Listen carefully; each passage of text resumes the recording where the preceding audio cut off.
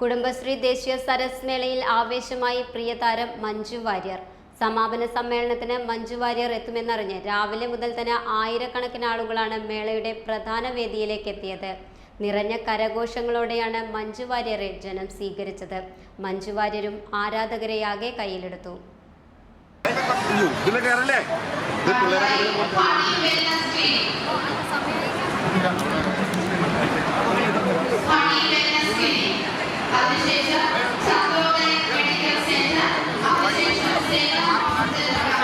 ചാലിശ്ശേരി ഇതുവരെ കാണാത്ത സാംസ്കാരിക ആഘോഷങ്ങളുടെ സമാപന വേദിയിലാണ് ജനങ്ങൾക്ക് ആവേശമായി മഞ്ജു വാര്യർ എത്തിയത്.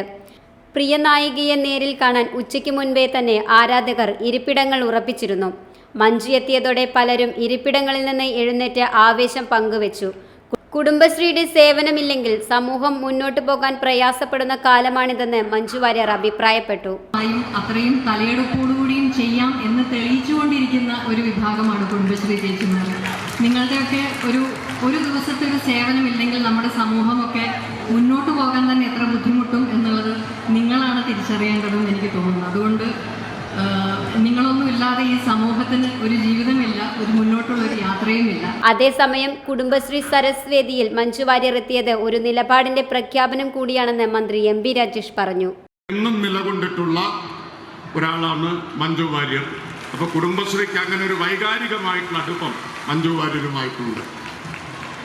അതിനപ്പുറം മഞ്ജു വാര്യർ കുടുംബശ്രീയുടെ വേദിയിലെത്തുമ്പോൾ അത് ഒരു നിലപാടിന്റെ പ്രഖ്യാപനം കൂടിയാണ്. തുടർന്ന് കുടുംബശ്രീ അംഗങ്ങളെ ആദരിച്ചും ഒപ്പം നിന്ന് ഫോട്ടോ എടുത്തുമൊക്കെയാണ് മലയാളത്തിന്റെ പ്രിയ താരം മടങ്ങിയത്.